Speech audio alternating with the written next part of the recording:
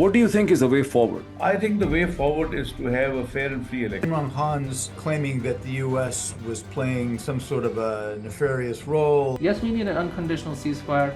Yes, we should stop military funding to Israel. The Taliban seem to be entrenched and they seem to be in control. What kind of American are you?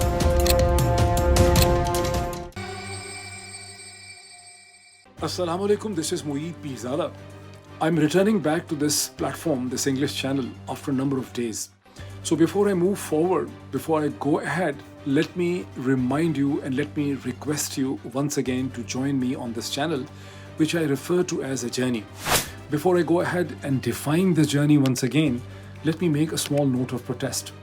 More than 100,000 of you, almost 107,000 of you people, watched an interesting discussion with Jan Tariq Khan. And from the feedback, which was huge in terms of comments, long notes on it, one could easily see, I could feel that many of you, or most of you, had really enjoyed it and found it very helpful and informative. And I was expecting that at least 5 to 6 or 7,000 people would join this platform, this channel, but only less than 2,000, about 1,900 to 2,000 people joined the channel. आप लोग इतने कंजूस क्यों हैं? Why are you so miserly? I'm not asking you to fund the channel by establishing a bank account or something. I'm asking you to join and help me develop a robust community, because the people I request to come, I want them to have the sense of importance that they have an eager and willing, a large community of viewers that can discuss their ideas. This is what their reward is. So I will request you once again to join this channel, and let me share a dream with you. My goal is that we must become a community of at least 50,000 people before the end of May 2024 to develop a community in the next few days. Now I know that this is not going to happen by just making these requests and these boring reminders. I intend to produce some interesting interactions and bring them to you on this channel.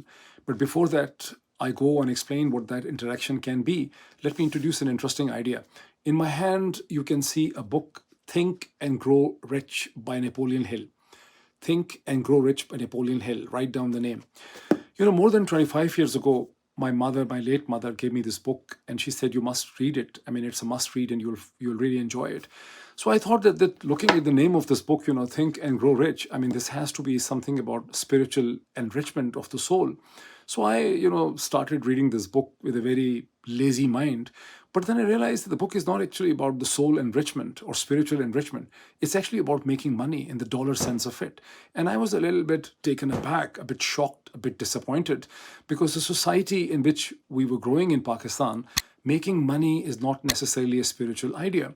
I mean, if you're spiritual, you'll be going to the mosque 5 times a day. You'll be offering tahajjud in the night. You'll probably be keeping or hanging your shalwar kameez and pajama about a few inches above your ankles, or you'll be praying in the night or crying in the night or something like this. So you'll be doing public welfare things, like distributing books or, maybe charity to the people. So I was definitely a bit shocked, but I kept on reading the book. And then I realized that the book had very different set of ideas. So the book basically argued that the idea of making money is not an evil idea, as long as you're not hurting someone, as long as you're paying your taxes, as long as you think of contributing to the community. So it's a noble cause. But then as this moved ahead, I realized it was not only about making money. It was actually about thinking, that you think and grow rich, that as you think, as you imagine, as you visualize, then your ideas start to take a concrete form. You might be thinking in terms of writing a book, a non-fiction, a fiction, a novel. You might be thinking in terms of making a film, a school, a college, a university, a hospital. There has to be a thought and an idea in which you fanatically believe. You believe, you think, you imagine, you visualize, and the idea starts to take a concrete form. Now, just look at Imran Khan, for instance. It's a handy example how Imran Khan in the middle of 90s started to dream and advocate in the idea of cancer hospital, how the cancer hospital turn into an institution, how the cancer hospitals turn into a movement. All this PTI, the Imran Khan movement in North America started with the initial idea of this cancer hospital, the Shaukat Khanum Cancer Hospital, that became the rallying point, similarly later on the Namal University. So the ideas, and when he gave the idea of, in terms of the consciousness, that animals are apolitical, non-political are the animals, and many people who were made to live at the level of the animals in Pakistan could not understand what was he saying. He was basically saying that when a tiger attacks a herd of sheep, there might actually be 100 sheep, but they have no political unity, they have no sense of community, and they run away instead of collecting together, pooling their minds and fighting the tiger. So all political ideas also start from a certain kind of imagination. Now, in the last 20 plus years, I must have read almost close to 100 books on the idea of mind, on the idea of imagination, visualization, neuro-linguistic programming, neuropsychiatry, clinical science, communication strategies, and all that. But this small book, Think and Grow Rich, still takes the cake. It was written and published first time in 1960. So more than 60 years have passed, but this book is still a very important part of the human or the global literature. And I would strongly recommend you to read this book. Now, coming back to the idea of this channel, this too is an idea. This too is a dream. I understand, I have this understanding at my command and position that helps me realize that within the large metropolitan cities of Pakistan, look at Karachi, 25 million to 30 million population. Look at Lahore, 14 to 15 million population. Look at Islamabad, Rawalpindi, then Peshawar, the cantonment areas, the DHAs, the Lahore, the Quetta, the Multan, the Faisalabad, and so on, the other areas, other towns which I'm even missing out right now. And then you start imagining the Pakistani communities that are living on the east coast of Canada, on the west coast of Canada, the cities of Toronto, the Ottawa, the Melbourne, New York, Buffalo, Florida, Houston, Dallas, Ohio, Maine, Augusta, Alabama, Birmingham, Seattle, San Francisco on the West Coast, Los Angeles, and so many other cities. Then imagine the Pakistani communities that are living in North Africa, the Pakistani communities that are living in United Kingdom, the Pakistani communities that are living in Latin America, the Pakistani communities that are living in Australia and New Zealand, and Perth and Melbourne and in New Zealand and so many other places. So all these communities, wherever I have been in the last 18 months I've traveled extensively across the United States. Every city I went, I was greeted and I met and I realized that there is a thriving small Pakistani community of middle-class people, professionals with their families, which is aspiring and eager to become part of the world. But in many instances, they're not even aware of the other Pakistani communities that exist across, forget about the world, across different parts of United States.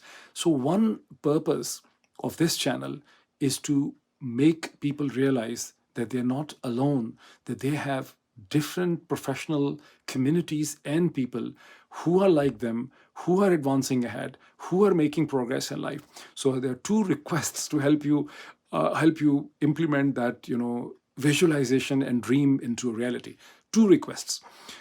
When you write your comment, wherever you may be writing that comment from, for instance, let's say your name is Ahmed. Write Ahmed from New York, Ahmed from Toronto, Ahmed from Melbourne, Ahmed from Ottawa, Ahmed from San Francisco, Ahmed in Seattle, Ahmed in Lahore, Kent, Ahmed in Karachi, Ahmed in Quetta, Ahmed in Gujranwala, Ahmed in Peshawar, or similarly, Ahmed in Nairobi, Kenya, Ahmed in Dubai, Ahmed in Mecca, Ahmed in Medina, Ahmed in any part of the world, I'm running short of the cities, Ahmed in Baghdad. And the second, my request is that this should also not be very difficult for you. Write very quickly in one single liner or in one or two words as to what your profession is or what your expertise is. So it could be Ahmed the physician, Ahmed the surgeon, Ahmed the anesthesiologist, Ahmed the neuropsychiatrist, the Ahmed clinical psychologist. It can be Ahmed a mathematician, Ahmed an engineer. It can be Ahmed a biologist, a biology teacher. It could be Ahmed an importer. It could be Ahmed an IT guy. It could be Ahmed in cyber warfare. So, once you do this exercise, please do this. And the next video, when you see this written with 1,000 comments, you will realize that how rich a community you are, how you're so well spread and so well entrenched, and you're not alone, and you are together with an identity in search of the ideas to connect with each other. And this is not only an exercise for the Pakistani community. Of course, it is an empowerment of the Pakistani community, but this extends, my first goal is to connect the diverse and distributed and spread Pakistani communities with each other with a sense of realization, but then also with the other communities, across the world. So the purpose and the goal of this channel is we cannot understand the Muslim world, the Middle East, and the Arab world without listening to the Arabs, who could be Saudis, 22 different countries, who could be Lebanese and Iraqis and Syrians, who could be Algerians, who could be Egyptians, who could be Moroccans and Jordanians, and similarly the Middle Easterns, who could be Iranians, who could be Africans, who could be Turks, and we also have to listen to the Jews and to the Israelis. And similarly, if we have to understand South Asia, we have to listen to the Indians, not only Indians we like, but also the Indians from the extreme right perspective, like the RSS and the BJP, and we have to listen to the Bangladeshis. So this is the dream and the purpose of this channel, of connecting the communities together. Now let me share some more ideas. Now there are some more, feedback I want to share with you.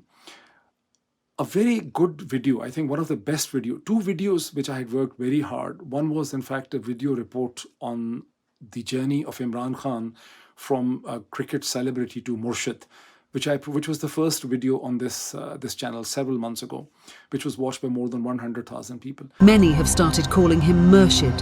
That means a Sufi guide, a teacher that suggests religious connotations. And my belief is, La ilaha illallah, there is no God but one. And we will fight. Mera tera rishta kya? But another brilliant video, which I thought was very well made, and I had spent a number of hours in terms of research, production, editing, fine-tuning, was a small brief video on a film review, which I produced, why you must watch Alex Garland's Civil War.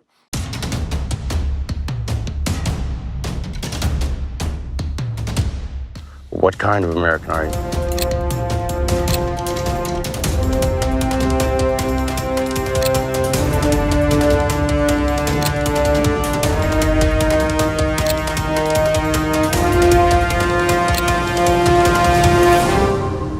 A unique film, a unique idea. And I thought when I produced that video, I was expecting that perhaps 100,000 people will end up watching it.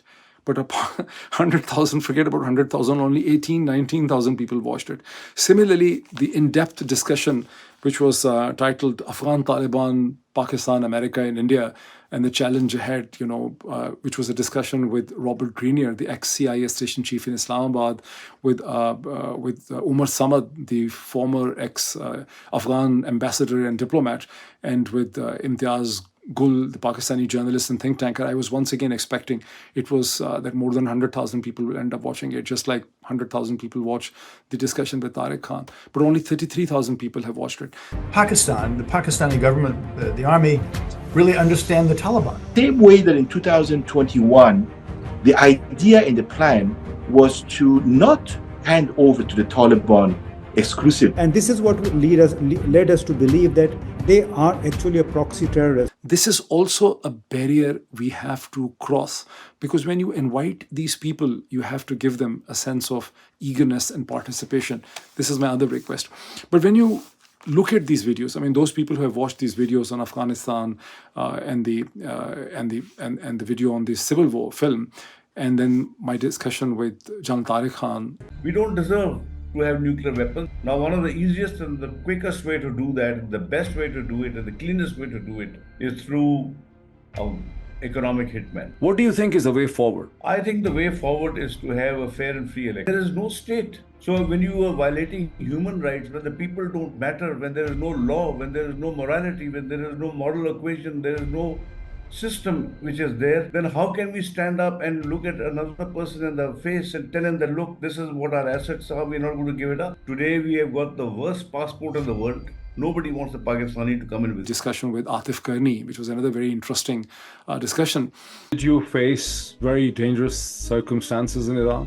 There were, the first couple of weeks were rough. After that, things settled down. It does break my heart that, there are injustices, when there are human rights violations, when the election, the way it was handled, it was really unfortunate. Why are we having these problems? Why is it that a set of human beings are seen as less than?